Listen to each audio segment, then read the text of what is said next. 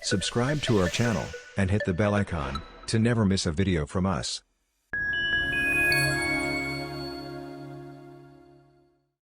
Hi everyone, and welcome to this course on Selenium. In this lesson, we will have an overview of Selenium, and learn about its applications in testing web applications through automation, and automating web-based administrative tasks. We will learn about the tools and components of Selenium first, and then take a brief look into how Selenium automation testing works. Then, we will learn about Selenium Web Driver, and how to start with it. We will take a detailed look into Selenium Web Driver, its elements, action APIs, and also learn about Remate WebDriver. After that, we will learn about Selenium Grid, and why and when to use Selenium Grid. We will take a detailed look into different components of Selenium Grid and how it works. For complete job-ready training course on Selenium automation testing, visit www.vskills.in, and get certified in Selenium automation testing through India's largest certification body. So, what is Selenium? Selenium is an open source, and one of the most well-known automation testing tool for web applications. In simple words, Selenium automates browsers. It can work with Chrome, Firefox, Internet Explorer, and can simulate a human-like behavior. Selenium can interact with different components of the web page and can quickly catch new as well as reappearing old bugs. Selenium is not limited to just testing, you can also automate mundane web-based tasks with it. Here are the skills required to learn Selenium. First, you should know a programming language like Python, Java, C#, JavaScript, Ruby, Kotlin, etc. Second is network awareness. Third, knowledge about web applications.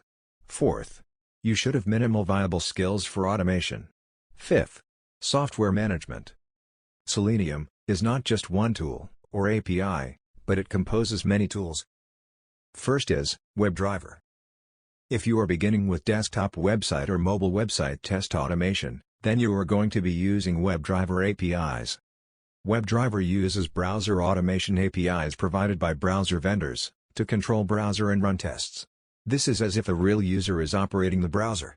Since WebDriver does not require its API to be compiled with application code, it is not intrusive. Hence, you are testing the same application which you push live. Second tool is the IDE. IDE, or Integrated Development Environment, is the tool you use to develop your Selenium test cases. It's an easy-to-use Chrome and Firefox extension, and is generally the most efficient way to develop test cases.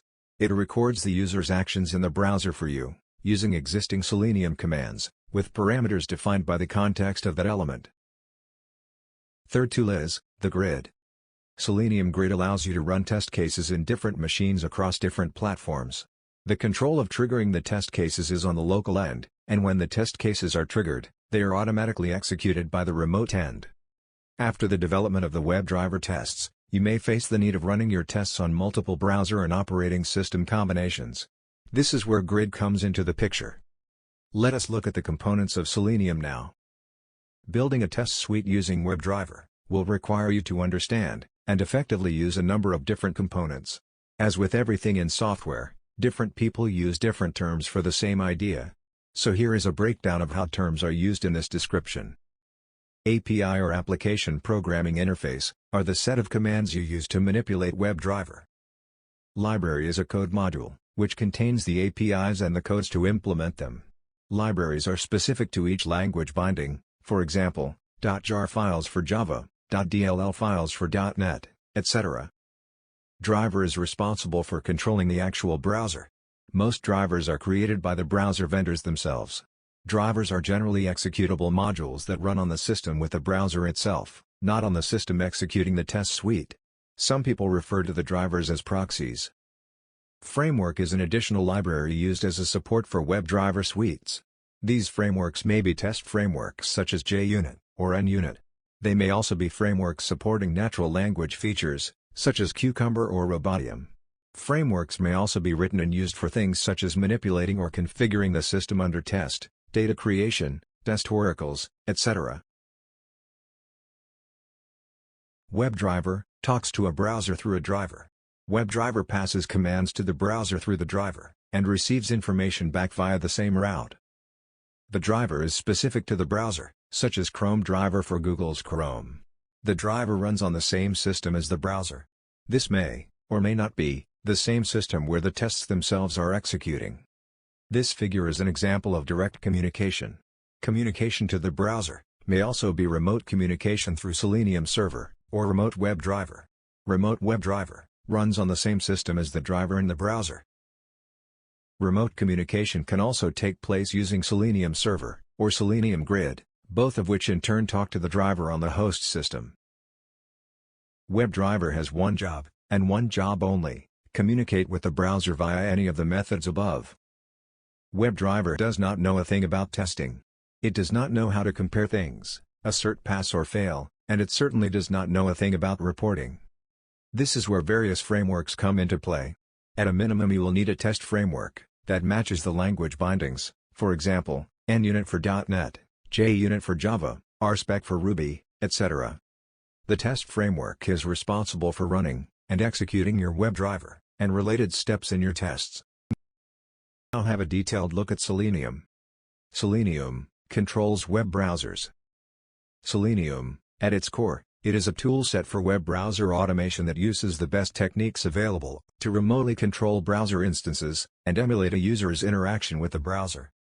It simulates common activities performed by end users, like entering text into fields, selecting drop-down values, checking boxes, and clicking links. It also provides other controls such as mouse movement, arbitrary JavaScript execution, and much more. One interface to rule them all. Selenium support a common interface for all major browsers. Web browsers are incredibly complex, highly engineered applications. Selenium allows you to write several lines of code to perform a complicated workflow, and these same lines will execute on Firefox, Internet Explorer, Chrome, and all other supported browsers. Tools and support. Selenium's minimalist design approach gives it the versatility to be included as a component in bigger applications. The surrounding infrastructure, provided under the Selenium umbrella, gives you the tools to put together your grid of browsers, so tests can be run on different browsers and multiple operating systems across a range of machines. Imagine large number of computers in a server room, or data center, all using browsers at the same time, hitting links, forms, and tables, testing applications all day. Through the simple programming interface provided for the most common languages, these tests will run tirelessly in parallel, reporting back to you when errors occur. In this lesson, we will go through Selenium WebDriver. WebDriver drives a browser natively, as a user would, either locally, or on a remote machine, using the Selenium server. Selenium WebDriver refers to both the language bindings and the implementations of the individual browser controlling code. This is commonly referred to as just WebDriver. WebDriver is designed as a simple and more concise programming interface. WebDriver is a compact object-oriented API. It drives the browser effectively. Selenium supports automation of all the major browsers in the market through the use of WebDriver.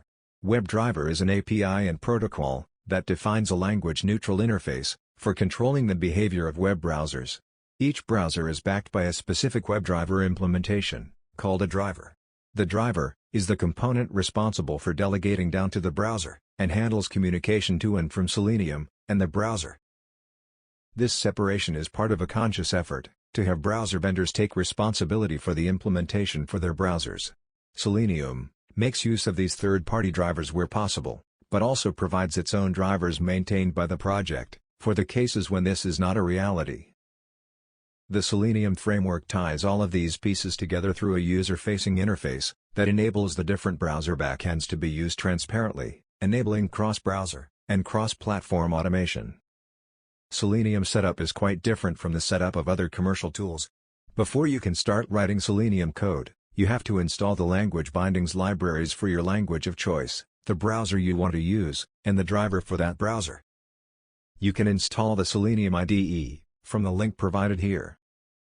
First of all, you need to install the Selenium bindings for your automation project.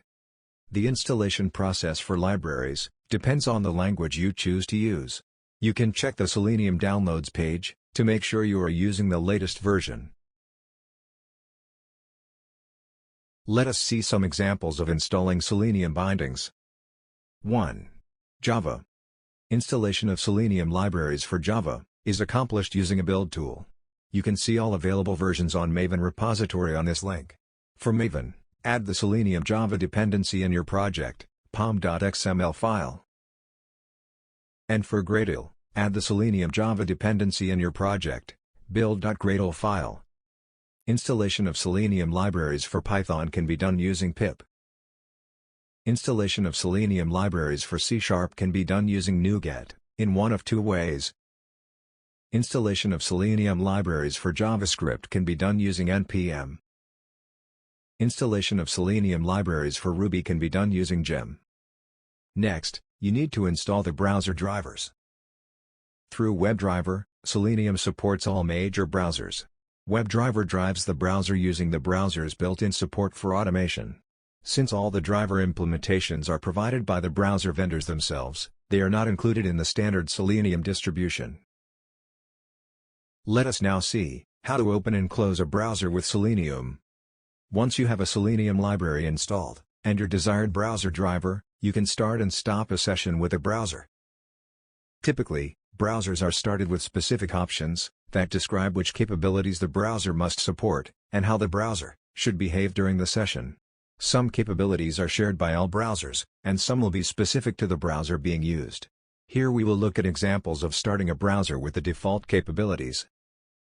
We will look at the examples related to Chrome browser. Make sure that the version of the Chrome browser and the version of Chrome driver must match. For Java, you can use the following code. For Python you can use the following code. For C#, use the following code. For Ruby, use the following code. And for JavaScript, you can use the following code. And for Kotlin, use the following code. Let's write our first Selenium script. Everything Selenium does is send the browser commands to do something or send requests for information.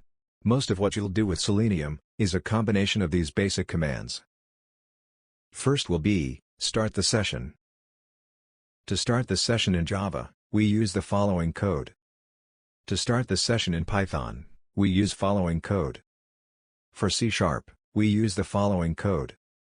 For Ruby, following code is used. For JavaScript, we use following code. And to start the session using Kotlin, we use the following code. Next, we will take action on browser. In this example, we will navigate to a web page. For Java, we use the following code. For Python, we use following code. For C#, we use the following code. For Ruby, following code is used. For JavaScript, we use following code. And for Kotlin, we use the following code. In our next step, we will request browser information. You can request a bunch of types of information about the browser, including window handles, browser size, position, cookies, alerts, etc. For Java, we use the following code. For Python, we use following code. For C#, we use the following code. For Ruby, following code is used. For JavaScript, we use following code. And for Kotlin, we use the following code. In our next step, we will establish waiting strategy. Synchronizing the code with the current state of the browser is one of the biggest challenges with Selenium, and doing it well is an advanced topic. Essentially, you want to make sure that the element is on the page before you attempt to locate it, and the element is in an interactable state before you attempt to interact with it. An implicit wait is rarely the best solution, but it's the easiest to demonstrate here, so we'll use it as a placeholder. For Java, we use the following code. For Python, we use following code. For C#, we use the following code. For Ruby, following code is used. For JavaScript, we use following code. And for Kotlin, we use the following code. Next step is finding an element. The majority of commands in most Selenium sessions are element related, and you can't interact with one without first finding an element. To find an element using Java, we use the following code. To find an element using Python, we use following code. For C#, we use the following code. For Ruby, following code is used. To find an element using JavaScript, we use following code. And for Kotlin, we use the following code. In the next step, we will take action on element. There are only a handful of actions to take on an element, but you will use them frequently. To take action on an element using Java, we use the following code. To take action on an element using Python, we use following code. For C#, we use the following code. For Ruby, following code is used. To take action on an element using JavaScript, we use following code. And for Kotlin, we use the following code. In the next step, we will request element information. Elements store a lot of information that can be requested. Notice that we need to relocate the search box, because the DOM has changed since we first located it. To request element information using Java, we use the following code. To request element information using Python, we use following code. To request element information using C#, we use the following code. For Ruby, following code is used. To request element information using JavaScript, we use following code. And for Kotlin, we use the following code. Now, we will end the driver process, which by default, closes the browser as well. No more commands can be sent to this driver instance. For Java, we use the following code. For Python, we use following code. For C#, we use the following code. For Ruby, following code is used. For JavaScript, we use following code. And for Kotlin, we use the following code. You can combine these 8 steps into a complete script, with assertions, that can be executed by a test runner. Let's take a look at some commands for browsers. To get the current page title from the browser, follow these commands. And if you want to read the current URL from the browser's address bar, follow these commands. To open your website, use the following code. And for pressing the browser's back button, use following code. For pressing the browser's forward button, use the following code. Web elements. The majority of Selenium code involves working with web elements. 1. Locator strategies. A locator is a way to identify elements on a page. It is the argument passed to the finding element methods. Selenium provides support for these 8 traditional location strategies in WebDriver. Selenium 4 has relative locators. These locators are helpful when it is not easy to construct a locator for the desired element, but easy to describe where the element is, in relation to an element that does have an easily constructed locator. Relative locator methods can take as the argument for the point of origin, either a previously located element reference, or another locator. For example, consider this image. If the email text field element is not easily identifiable for some reason, but the password text field element is, we can locate the text field element, using the fact that it is an input element above the password element. Similarly, we have, below, left of, right of, and near relative locators. Interacting with web elements. Following are the basic commands that can be executed on an element. First is, click, which applies to any element. The element click command is executed on the center of the element. If the center of the element is obscured for some reason, Selenium will return an element click intercepted error. Second is, send keys, which only applies to text fields and content editable elements. The element send keys command types the provided keys into an editable element. Typically, this means an element is an input element of a form with a text type or an element with a content editable attribute. If it is not editable, an invalid element state error is returned.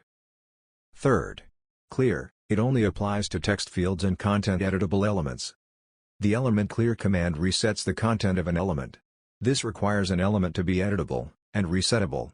Typically, this means an element is an input element of a form with a text type or an element with a content editable attribute. If these conditions are not met, an invalid element state error is returned. And fourth is select, which is used for list elements. Information about web elements. There are a number of details you can query about a specific element. 1. Is displayed. This method is used to check if the connected element is displayed on a web page. Returns a Boolean value, true if the connected element is displayed in the current browsing context, else returns false. 2. Is enabled. This method is used to check if the connected element is enabled or disabled on a web page. Returns a Boolean value, True if the connected element is enabled in the current browsing context, else returns false. 3. Is selected. This method determines if the referenced element is selected or not. This method is widely used on checkboxes, radio buttons, input elements, and option elements. Returns a Boolean value, true if referenced element is selected in the current browsing context, else returns false. 4. Tag name. It is used to fetch the tag name of the referenced element which has the focus in the current browsing context. 5. Size and position. It is used to fetch the dimensions and coordinates of the referenced element. 6. Get CSS value. Retrieves the value of specified computed style property of an element in the current browsing context. 7. Text content. Retrieves the rendered text of the specified element. Let us talk about Remote WebDriver. You can use WebDriver remotely, the same way you would use it locally. The primary difference is that a remote WebDriver needs to be configured, so that it can run your tests on a separate machine. A remote WebDriver is composed of two pieces, a client, and a server. The client is your WebDriver test, and the server is simply a Java servlet, which can be hosted in any modern JEE app server. To run a remote WebDriver client, we first need to connect to the remote WebDriver. We do this by pointing the URL to the address of the server running our tests. In order to customize our configuration, we set desired capabilities. Let's look at an example, where we want to instantiate a remote WebDriver object, pointing to our remote web server, www.example.com, running our tests on Firefox. For Java, we can use the following code. For Python, we can use following code. For C#, use the following code. For Ruby, use the following code. For JavaScript, use the following code. And for Kotlin, we can use the following code. And to further customize our test configuration, we can add other desired capabilities. Let's take a look at those. 1. Browser options. Suppose you wanted to run Chrome on Windows XP, using Chrome version 67. For Java, we can use the following code. For Python, we can use following code. For C#, use the following code. For Ruby, use the following code. For JavaScript, use the following code. And for Kotlin, we can use the following code. 2. Local file detector. The local file detector allows the transfer of files from the client machine to the remote server. For example, if a test needs to upload a file to a web application, a remote WebDriver can automatically transfer the file from the local machine to the remote web server during runtime. This allows the file to be uploaded from the remote machine running the test. The local file detector is not enabled by default, and can be enabled in the following way. For Java, use the following code. For Python, we can use following code. For C#, use the following code. For Ruby, use the following code. For JavaScript, use the following code. And for Kotlin, we can use the following code. In addition to the high-level element interactions, the Actions API provides granular control over exactly what designated input devices can do. Selenium provides an interface for three kinds of input sources. A key input for keyboard devices, a pointer input for a mouse, pen or touch devices, and wheel inputs for scroll wheel devices, introduced in Selenium 4.2. Selenium allows you to construct individual action commands assigned to specific inputs and chain them together and call the associated perform method to execute them all at once. In the move from the legacy JSON wire protocol to the new W3C WebDriver protocol, the low-level building blocks of actions became especially detailed. It is extremely powerful, but each input device has a number of ways to use it, and if you need to manage more than one device, you are responsible for ensuring proper synchronization between them. Thankfully, you likely do not need to learn how to use the low-level commands directly, since almost everything you might want to do has been given a convenience method that combines the lower-level commands for you. Pointer movements and wheel scrolling allow the user to set a duration for the action, but sometimes you just need to wait a beat between actions for things to work correctly. An important thing to note is that the driver remembers the state of all the input items throughout a session. Even if you create a new instance of an actions class, the depressed keys and the location of the pointer will be in whatever state a previously performed action left them. There is a special method to release all currently depressed keys and pointer buttons. This method is implemented differently in each of the languages because it does not get executed with a perform method. 1. Keyboard actions. There are only two actions that can be accomplished with a keyboard: pressing down on a key, and releasing a pressed key. In addition to supporting ASCII characters, each keyboard key has a representation that can be pressed or released in designated sequences. In addition to the keys represented by regular Unicode, Unicode values have been assigned to other keyboard keys for use with Selenium. Each language has its own way to reference these keys. The full list can be found on the link provided here. Send keys is a convenience method in the Actions API that combines key down and key up commands in one action. Executing this command differs slightly from using the element method, but primarily this gets used when needing to type multiple characters in the middle of other actions. 2. Mouse actions. There are only three actions that can be accomplished with a mouse: pressing down on a button, releasing a pressed button, and moving the mouse. Selenium provides convenience methods that combine these actions in the most common ways. Click and hold method combines moving the mouse to the center of an element with pressing the left mouse button. This is useful for focusing a specific element. Click and release method combines moving to the center of an element with pressing and releasing the left mouse button. This is otherwise known as clicking. Alternate button clicks. There are a total of 5 defined buttons for a mouse. 0 is left button, the default. 1 is middle button, currently unsupported. 2 is right button. 3 is X1, back, button. 4 is X2, forward, button. Context click. This method combines moving to the center of an element with pressing and releasing the right mouse button, button 2. This is otherwise known as right clicking. Backclick. There is no convenience method for this, it is just pressing and releasing mouse button 3. Forward click. There is no convenience method for this, it is just pressing and releasing mouse button 4. Double click. This method combines moving to the center of an element with pressing and releasing the left mouse button twice. Move to element. This method moves the mouse to the in-view center point of the element. This is otherwise known as hovering. Note that the element must be in the viewport or else the command will error. Drag and drop on element. This method firstly performs a click and hold on the source element, moves to the location of the target element and then releases the mouse. 3. Scroll wheel actions. There are 5 scenarios for scrolling on a page. Scroll to element. This is the most common scenario. Unlike traditional click and send keys methods, the actions class does not automatically scroll the target element into view, so this method will need to be used if elements are not already inside the viewport. This method takes a web element as the sole argument. Regardless of whether the element is above or below the current view screen, the viewport will be scrolled so the bottom of the element is at the bottom of the screen. Scroll by given amount. This is the second most common scenario for scrolling. Pass in an delta x and a delta y value for how much to scroll in the right and down directions. Negative values represent left and up, respectively. Scroll from an element by a given amount.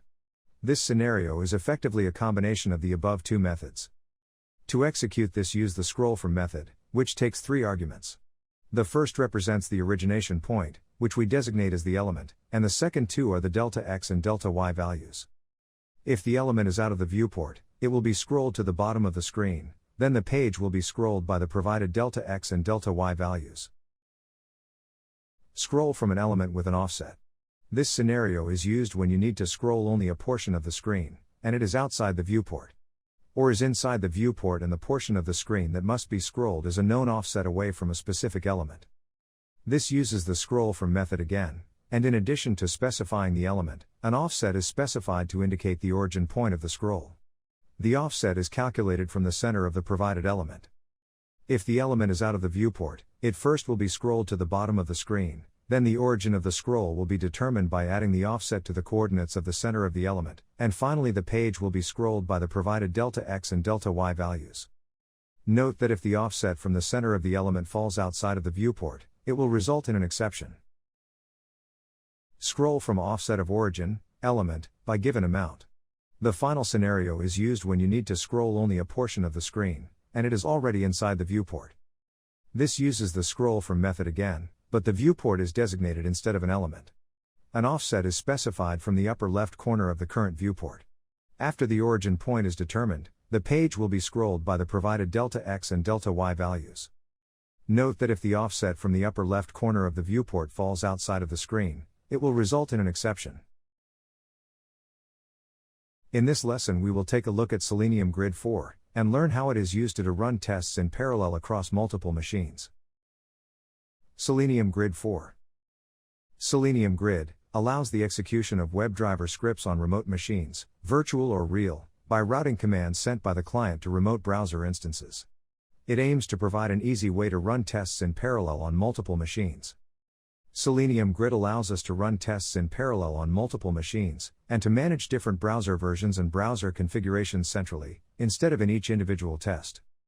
Selenium Grid solves a subset of common delegation and distribution problems, but will not manage your infrastructure, and might not suit your specific needs. The purposes and main functionalities of Selenium Grid are the following. 1. Central entry point for all tests. 2. Management and control of the nodes, environment where the browsers run. 3. Scaling. 4. Running tests in parallel. 5. Cross-platform testing. 6. Load balancing. Grid 4 takes advantage of a number of new technologies in order to facilitate scaling up while allowing local execution. Selenium Grid 4 is a fresh implementation and does not share the codebase the previous version had. Let us now see how you can get started with Selenium Grid. Several components compose a Selenium Grid. Depending on your needs, you can start each one of them on its own, or a few at the same time by using a grid role. 1. Standalone. Standalone is the union of all components, and to the user's eyes, they are executed as one. A fully functional grid of one is available after starting it in the standalone mode. Standalone is also the easiest mode to spin up a Selenium Grid. By default, the server will be listening on HTTP localhost 4444, and that's the URL you should point your Remate WebDriver tests. The server will detect the available drivers that it can use from the system path.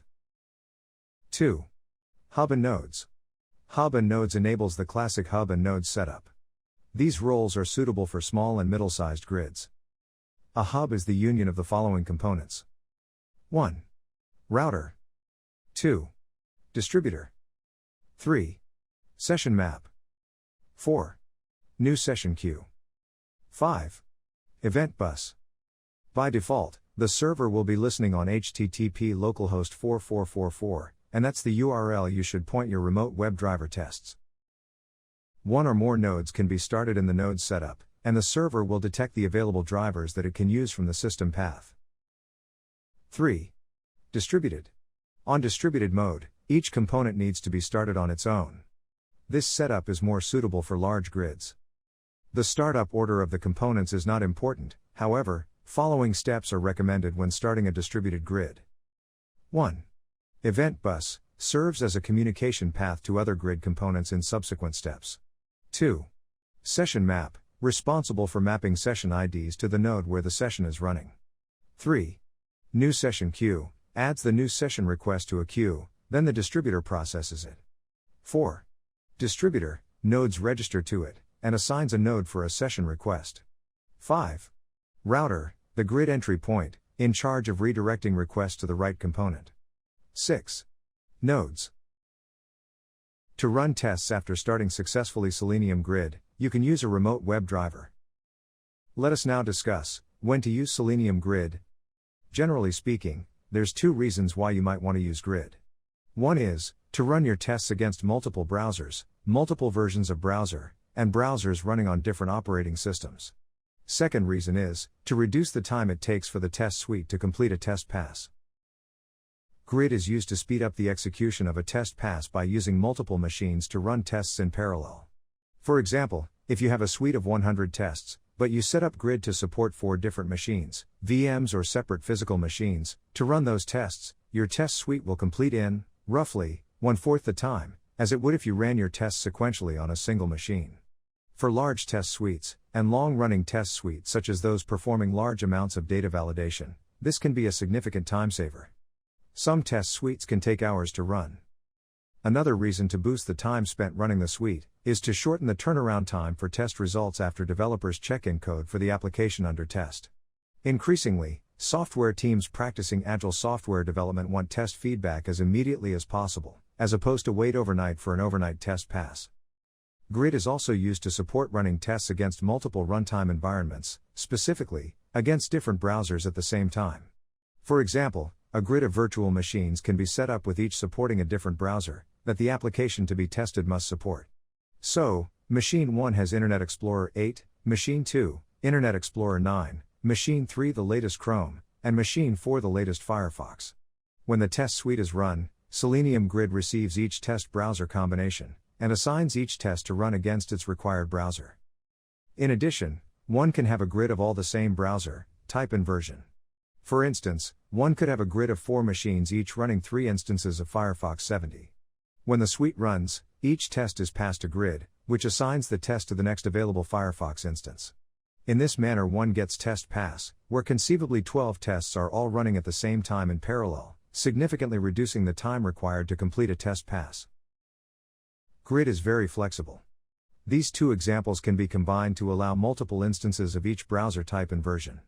A configuration such as this would provide both parallel execution for fast test pass completion and support for multiple browser types and versions simultaneously.